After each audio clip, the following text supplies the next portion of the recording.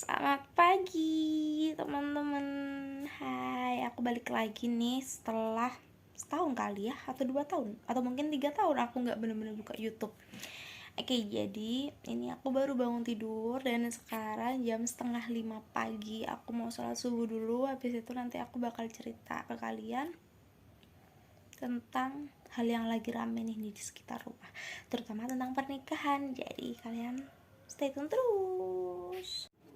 Halo, balik lagi sama aku, dia dengan kondisi sudah mandi, sudah bersih, sudah pakai skincare juga, sudah cantik. Dan kali ini aku mau ngebahas tentang pernikahan nih teman-teman. Kenapa sih aku kok bahas pernikahan? Ya karena emang lingkungan di daerah aku itu, daerah tetangga maupun lingkungan keluarga benar-benar mendesak aku untuk ayo cepat menikah. Karena aku memang sudah punya tunangan ya, aku sudah tunangan selama 1 tahun.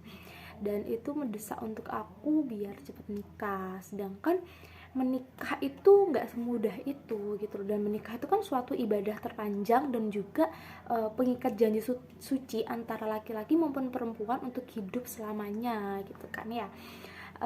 Sedangkan umur aku masih 23 tahun gitu loh. Kalau di daerah sini mungkin 23 tahun sudah tidak tua ya, tapi kalau menurut aku 23 tahun itu masih tergolong sangat muda untuk menikah.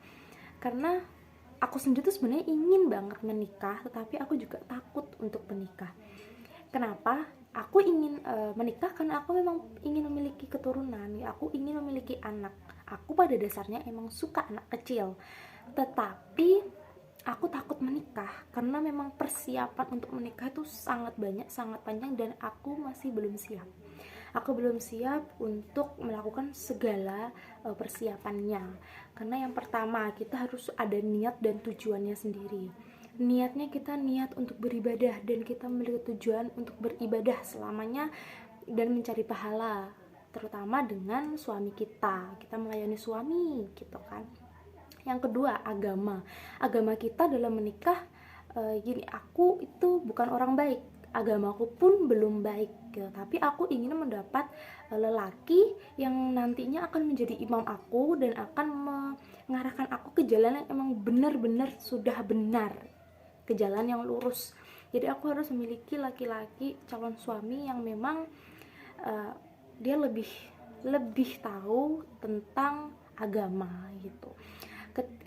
Ketiga, tentang mental. Nah, mental ini dari sebelum dan sesudah nikah itu berbeda.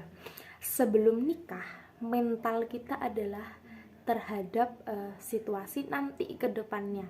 Misal sebelum nikah mental kita sudah diuji, siapa tahu ada mantan yang datang, atau mungkin ada dari keluarga pasangan kita nggak setuju tiba-tiba, atau apalah, yang penting tiba-tiba ada aja masalah.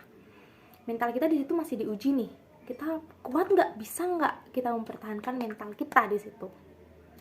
Dan untuk mental setelah menikah itu sudah beda lagi. Mental sesudah menikah itu adalah kita mengurus segala keperluan rumah tangga itu sendiri, dan dengan suami kita gitu ya. Tapi kan ibaratnya tuh kayak tiang di keluarga kita yang ngurus semuanya kan istri ya. Jadi kalau mental istri itu kan pasti dicoba sekali gitu loh, sama permasalahan terkait keluarga, rumah tangganya sendiri maksudnya. Terus lingkungan tetangga, kita masih belum tahu lingkungan tetangga kita nanti seperti apa gitu kan. Terus juga semisal kita punya anak, kita keempat harus punya ilmu parenting, kita harus ada sisi kita itu bisa mengasuh anak kita sendiri gitu loh. Bukan berarti misal nanti aku hamil, aku punya anak tak kasih ke ibuku biar diurus sama ibuku. Oh tidak, itu bukan konsep nikah kalau menurut aku ya.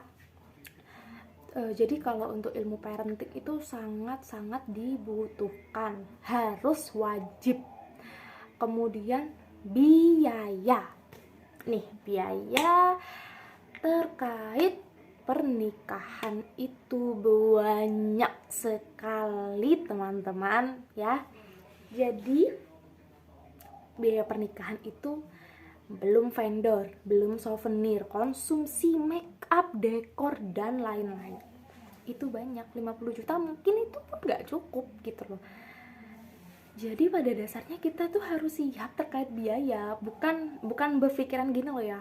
Loh, kan emang menikah itu adalah kewajiban orang tua. Orang tua harus memiliki kewajiban untuk menikahkan si anaknya gitu. Tapi bukan berarti semua biaya dari orang tua, teman-teman. Jadi kita pun harus ngebantu dong. Misal orang tua kita siapnya dan bisanya tuh hanya seperti ini, sedangkan kita, oh aku punya konsep sendiri nih, aku pengen nanti pernikahanku yang kayak gini, yang kayak gini.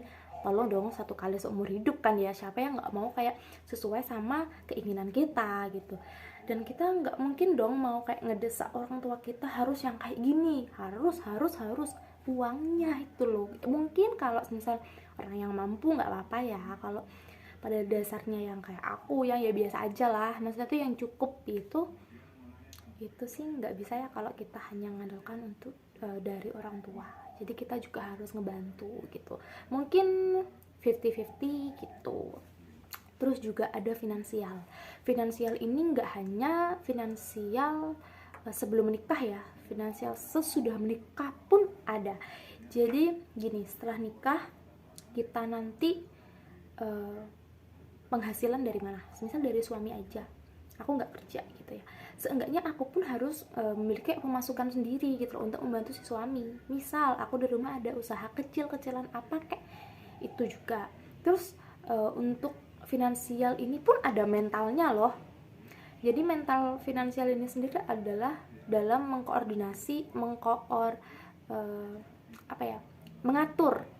segala pengeluaran, pemasukan, biaya uang di rumah tangga kita itu gimana caranya harus cukup, sedangkan hanya satu kepala yang bekerja, bertangan kayak gitu ya. Dan kalau aku itu masih sangat belum siap. Aku masih belum siap menghadapi untuk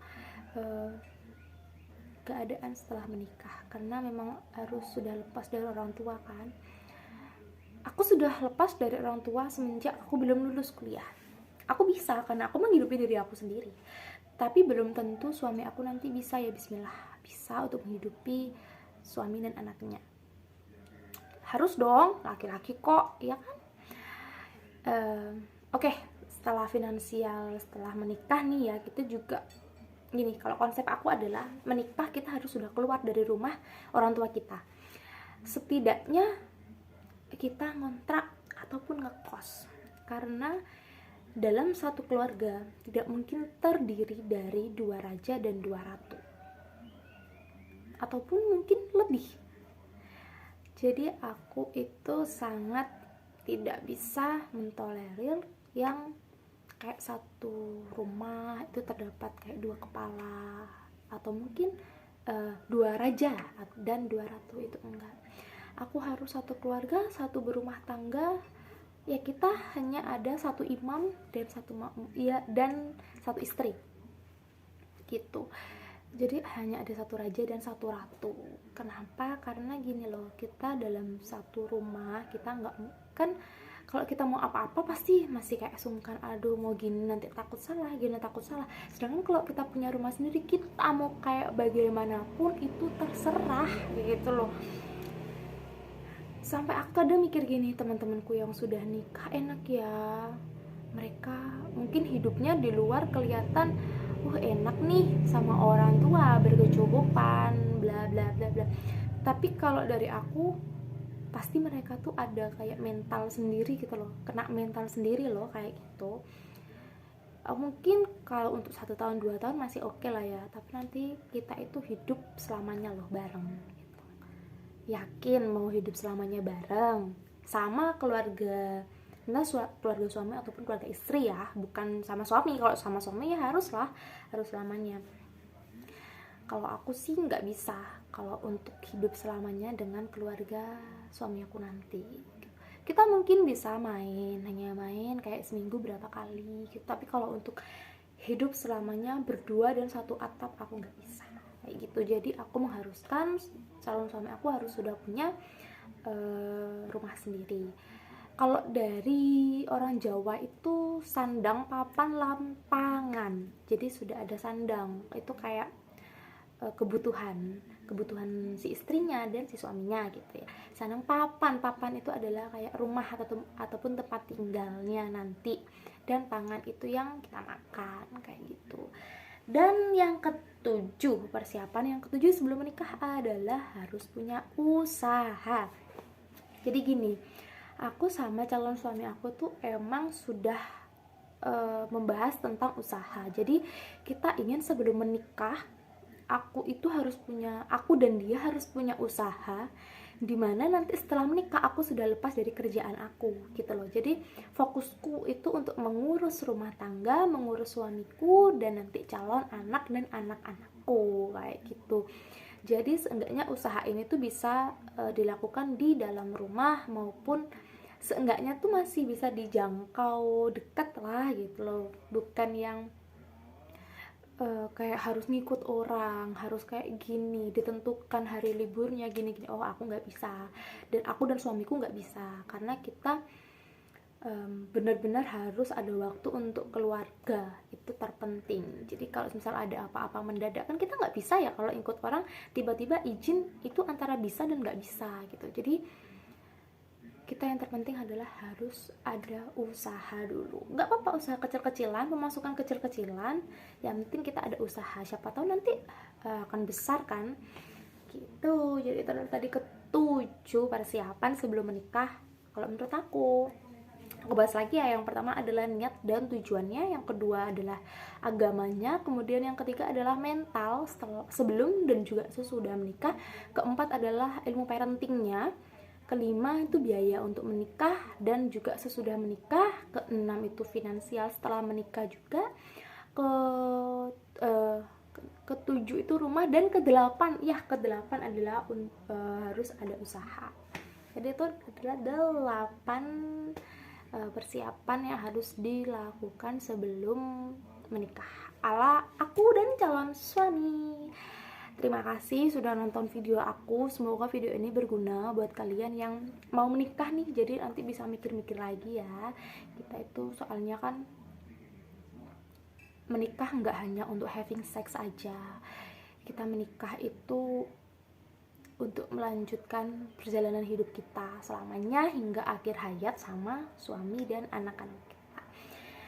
Oke, untuk yang di luar sana yang mungkin sudah menikah di usia muda dan mungkin ada yang gagal maupun ada yang berhasil di usia muda juga, buat kalian semua sukses-sukses terus, dan semoga yang berhasil bisa memberikan ilmunya kepada kita tentang pernikahan itu sendiri.